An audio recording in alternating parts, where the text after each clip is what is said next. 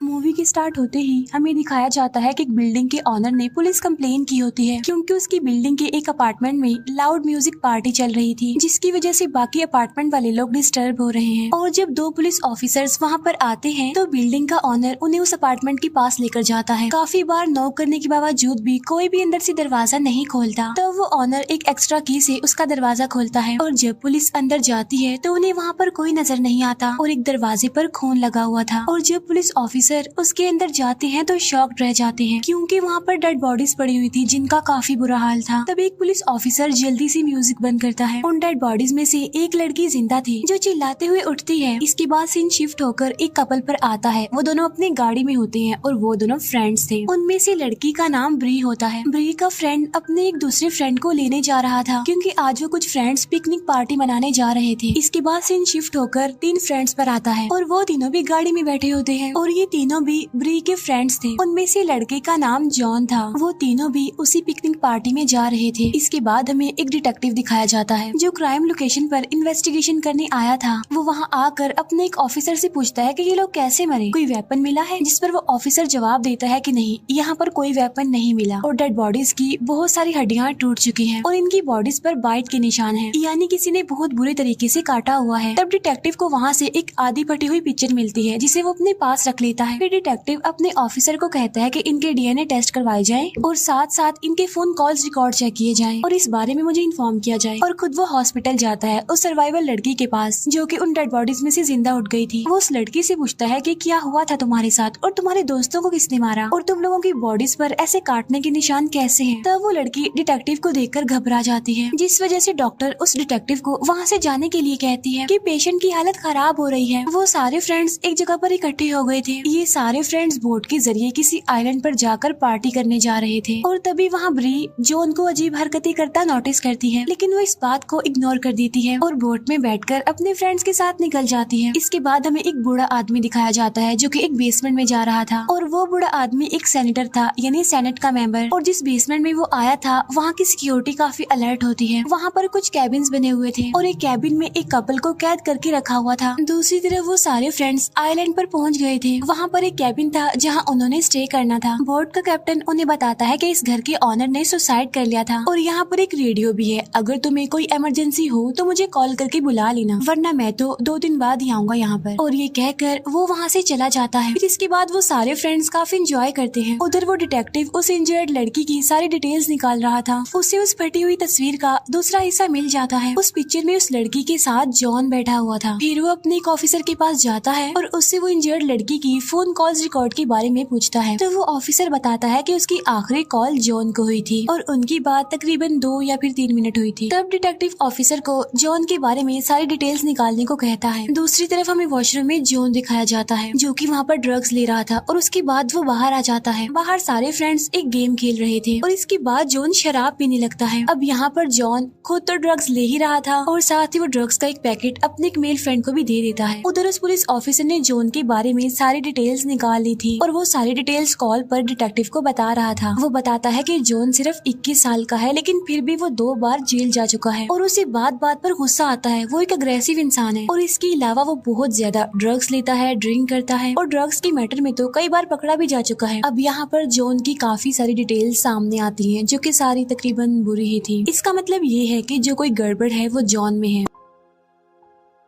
उसके बारे में एक बात ये भी सामने आती है कि जब वो 16 साल का था तो उसने अग्रेसिव होकर अपने स्टेप फादर को बैट से मार मार कर उसका सर क्रश कर दिया था और यही वजह बनी कि उसे मेंटल हॉस्पिटल में भेज दिया गया, जहाँ पर 6 मंथ तक उसका ट्रीटमेंट चला और फिर वो ठीक हो गया। तब ये सारी बातें सुनकर डिटेक्टिव कहता है कि ओके ठीक है, ऑल राइट, लेकिन जॉन के बारे में और इन्वेस्टिगेशन करो, क्या पता हमें कुछ और क्लोज मिल जाए। उधर वो सारे फ्रेंड्स मिलकर ड्रग्स ले रहे होते हैं। अब री को ये सब कुछ अच्छा नहीं लग रहा था, इसीलिए वो अपना मूड ठीक करने के लिए बाहर आ जाती है और तब उसका बेस्ट फ्रेंड आकर वहाँ पर उसे मनाता है और वहाँ आकर वो उसे शादी के लिए प्रपोज भी करता है, जिस पर ब्री खुश हो जाती है। फिर हमें वो कपल दिखाया जाता है जिसे उस बूढ़े आदमी ने एक कैबिन में कैद करके रखा हुआ था और आहिस्ता आहिस्ता करके उनका बिहेवियर भी अग्रेसिव होता जा रहा था। अब सिक्योरिटी गार्ड उन्हें अग्रेसिव होता हुआ देख रहा था लेकिन वो कुछ नहीं करता। इसके बाद हमें मॉनिटर स्क्रीन पर दिखाया जाता है कि ऐसे और भी बहुत सारे लोग हैं जो इसी तरह कैबिन्स में कैद हैं और वो भी सारे अग्रेसिव हो रहे हैं और ये देखकर वो सेनेटर यानी वो बूढ़ा आदमी काफी खुश हो रहा था। फिर उन फ्रेंड्स में से एक लड़का देखता है कि जॉन की फ्रेंड रूम में बैठकर रो रही है। तब वो लड़का जॉन की फ्रेंड से पूछता है कि क्या हुआ, सब ठीक है ना, क्यों रो रही हो तुम और बाहर क्यों नहीं आ रही। जिस पर वो लड़की कहती है कि मैं तुम्हें लाइक करती हूँ, ना कि जॉन को। और तब वो लड़का जॉन की फ्रेंड को रिलैक्स करता है, लेकिन तभी उन्हें डोर ओपन होने की आवाज सुनाई देती है और तब जॉन की फ्रेंड रूम से बाहर आकर ऐसे रिएक्ट करती है जैसे कि कुछ भी ना हुआ हो और वो अपने फ्रेंड्स के पास जा रही हो। इसके बाद उस रूम में जॉन आ जाता है और उसे थोड़ा थोड़ा शक होने लगता है और वहाँ पर उनका वो मेल फ्रेंड छुपा हुआ था। और तब जॉन उसे देखे बगैर वॉशरूम में चला जाता है और जब वो वॉशरूम से बाहर आता है तो वो अपने उस मेल फ्रेंड को बाहर जाते हुए देख लेता है। इसीलिए उसे अपनी फीमेल फ्रेंड पर बहुत गुस्सा आता है और इसीलिए वो फिर से अग्रेसिव होने लगता है। तब जॉन का मेल फ्रेंड उससे पूछता है कि आर यू ओके, ठीक हो ना तुम। जिस पर जॉन कहता है कि हाँ ठीक हूँ मैं। इसके बाद वो दोनों भी अपने बाकी फ्रेंड्स के पास आ जाते हैं। जॉन को यहाँ पर ऐसा फील हो रहा था कि जैसे उसके सारे फ्रेंड्स उस पर हंस रहे हैं, यानी उसका मजाक बना रहे हैं और उन सब के फेसेस उसे अजीब लग रहे थे। और इसी बीच जॉन अपने उसी मेल फ्रेंड को पंच मारता है जो कि उसकी फीमेल फ्रेंड के रूम से निकला था। यहाँ पर ब्री जॉन को रिलैक्स करने की कोशिश करती है, लेकिन जब वो उसकी आंखों में देखती है तो डर जाती है क्योंकि उसकी आईज बिल्कुल खून की तरह रेड हो गई थी। ऐसा लग रहा था कि जैसे खून उतर आया हो उसकी आंखों में। उसे काम डाउन किया जाता है, लेकिन तभी वो जंगल की तरफ निकल जाता है। तब उसकी फीमेल फ्रेंड भी उसे रिलैक्स करने के लिए उसके पीछे भाग जाती है और बाकी के चारों फ्रेंड्स घर के अंदर आ जाते हैं। तब वो लोग अपने उस मेल फ्रेंड से पूछते हैं कि आखिर तुमने ऐसा क्या किया जो ने तुम्हें पंच मारा। जिस पर वो इनकार कर देता है कि मैंने तो कुछ नहीं किया। फिर जॉन और उसकी फीमेल फ्रेंड को ढूंढने के लिए ब्री का फ्रेंड टॉर्च लेकर जंगल में जाता है। उधर डिटेक्टिव उस इंजर्ड लड़की के पास आकर उसे पूछ रहा होता है कि उस दिन क्या हुआ। जिस पर वो लड़की कहती है कि मेरे फ्रेंड्स ने मुझ पर अटैक कर दिया था। तब डिटेक्टिव पूछता है कि उन्होंने ऐसा क्यों किया। जिस पर वो लड़की कोई जवाब नहीं देती और रोने लगती है, डरते हुए पैनिक कर जाती है वो। और जब डिटेक्टिव डॉक्टर को बुलाने के लिए वहाँ से जाने लगता है तो तब वो लड़की खून की उल्टी करती है जिसमें उसकी फीमेल फ्रेंड की कटी हुई उंगली थी। और ये देखकर तो उस डिटेक्टिव के होश उड़ जाते हैं। फिर उनका वही फ्रेंड बाकी फ्रेंड्स को ढूंढने के लिए जंगल में चला जाता है और तभी अचानक से उसे ब्री के फ्रेंड की चिल्लाने की आवाज सुनाई देती है और तब वो लड़का भागकर उनकी तरफ जाता है। वहाँ पर उन्हें जॉन की फीमेल फ्रेंड मिलती है जो कि काफी इंजर्ड थी। तब वो दोनों उसे उठाकर कैबिन में वापस ले आते हैं। ब्री रेडियो के जरिए बोट के कैप्टन से कांटेक्ट करने की कोशिश करती है, लेकिन वो तो अपने फ्रेंड्स के साथ बैठकर बार में ड्रिंक कर रहा था। फिर वो लोग जॉन की फ्रेंड का खून रोकने की कोशिश कर रहे थे। वो सब फ्रेंड्स काफी डरे होते हैं, घबराए होते हैं कि तभी अचानक से उन्हें कोई आवाज सुनाई देती है और तब ब्री का फ्रेंड चेक करने जाता है और वहाँ पर कोई और नहीं बल्कि जॉन था जो कि बिल्कुल किसी ज़ॉम्बी की तरह खड़ा हुआ था वहाँ पर।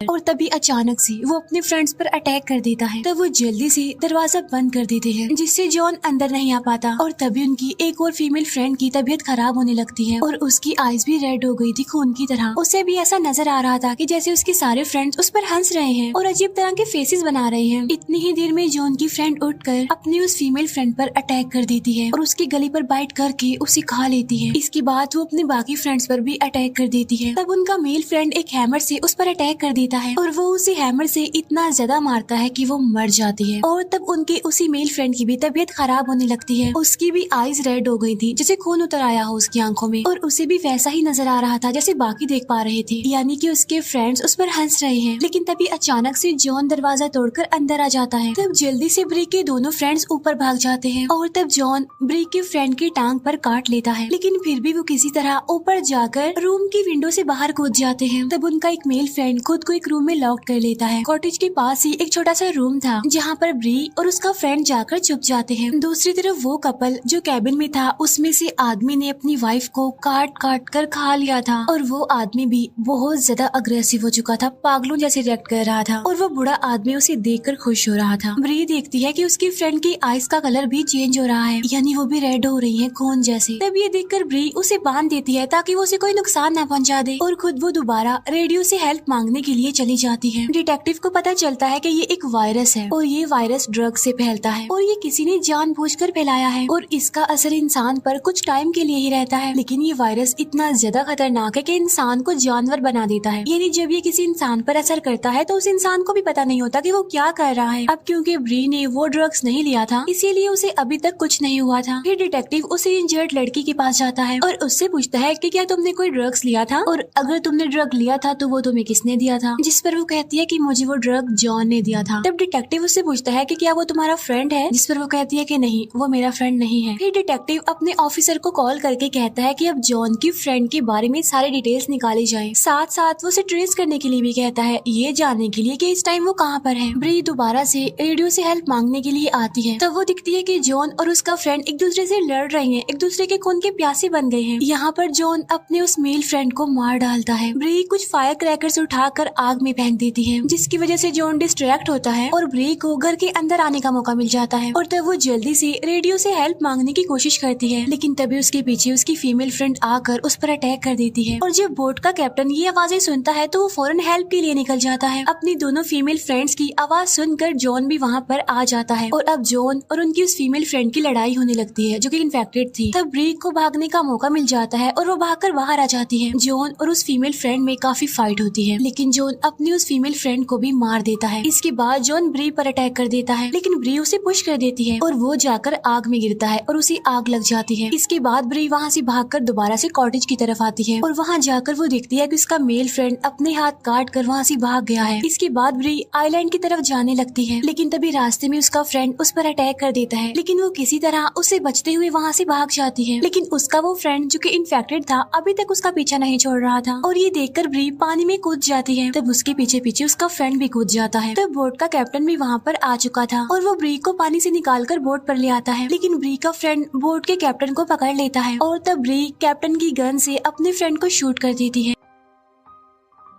इतनी ही देर में जॉन भी वहाँ पर आकर उन पर अटैक कर देता है और ब्री उसे भी शूट कर देती है, लेकिन इस अटैक की वजह से बोट का कैप्टन मर जाता है और अब ब्री भी काफी इंजर्ड हो चुकी थी। फिर नेक्स्ट मॉर्निंग हमें जॉन का जला हुआ फेस दिखाया जाता है, जो कि बहुत डरावना लग रहा था और अब जॉन अपने सेंसेस में वापस आ गया था और वो ब्री और बोट के कैप्टन की डेड बॉडीज देखकर बहुत रोता है। उधर वो कैबिन वाला आदमी भी अपनी वाइफ को मरा हुआ देखकर बहुत रोता है, लेकिन बाहर वो बूढ़ा आदमी और उसकी वाइफ की सब कुछ देखकर बहुत खुश हो रहे थे, क्योंकि उनका एक्सपेरिमेंट सक्सेसफुल जो हो गया था। फिर वो सारे कैबिन्स में पॉइजनस गैस छोड़कर सभी को मार डालते हैं, ताकि कोई एविडेंस बाकी ना रहे और वो पकड़े ना जाए। दूसरी तरफ हम बोर्ड पर ब्री को दिखते हैं, जो मरी नहीं थी बल्कि इंजर्ड थी और बेहोश हुई थी। और जब उसे होश आता है तो वो जॉन को कहती है कि ये सब कुछ तुम्हारी वजह से हुआ है। तब ये सुनकर जॉन खुद को शूट करके मारने की सोचता है, लेकिन गन में तो बुलेट्स ही नहीं थी। और वहीं पर डिटेक्टिव अपने कुछ पुलिस ऑफिसर्स के पास वहाँ पर आता हुआ दिखाई देता है और जब वो पुलिस ऑफिसर्स जॉन के हाथ में गन देखते हैं तो वो अपनी गन्स उसकी तरफ कर देते हैं। तब जॉन अपनी गन उनकी तरफ करता है, ये दिखाने के लिए कि इसमें बुलेट्स नहीं है, लेकिन उन पुलिस ऑफिसर्स को लग रहा था कि वो हमें शूट करने वाला है, इसीलिए वो जॉन को शूट करके मार डालते हैं। अब डिटेक्टिव को पता चल चुका था कि जॉन आखिर कहना क्या चाह रहा है, इसीलिए वो अपने ऑफिसर्स को रोकता ही रह जाता है, लेकिन कुछ नहीं हो पाता। फिर टीवी न्यूज पर आइलैंड मैसेकर यानी उन्हीं फ्रेंड्स के बारे में बताया जा रहा था और उस ड्रग्स के बारे में भी कि उसमें एक वायरस है जो तेजी से फैलता जा रहा है और ये सारे फ्रेंड्स उसी का शिकार हो गए। और जो कोई इस वायरस से इन्फेक्टेड होता है तो वो जानवर बन जाता है और इंसानों को खाने लगता है। फिर न्यूज कॉन्फ्रेंस में हमें वही सेनेटर यानी बूढ़ा आदमी दिखाया जाता है। वो कह रहा होता है कि असल में ये वायरस भी टेररिस्ट का एक अटैक है और प्राइम मिनिस्टर इस पर कंट्रोल नहीं कर पाएंगे, और अगर पब्लिक मुझे अगला प्राइम मिनिस्टर चूज करती है तो मैं वादा करता हूँ कि इस वायरस को खत्म कर दूंगा। फिर दिखाया जाता है कि वो बूढ़ा आदमी अपने एक सीक्रेट लैब में उसी वायरस को पौधों के जरिए उगा रहा है। यहाँ से ये अंदाजा लगा लें कि वो किस कदर लालची इंसान था। सिर्फ प्राइम मिनिस्टर बनने के लिए उसने कितने लोगों की जिंदगियों को तबाह कर दिया और आगे भी करेगा। वो ऐसे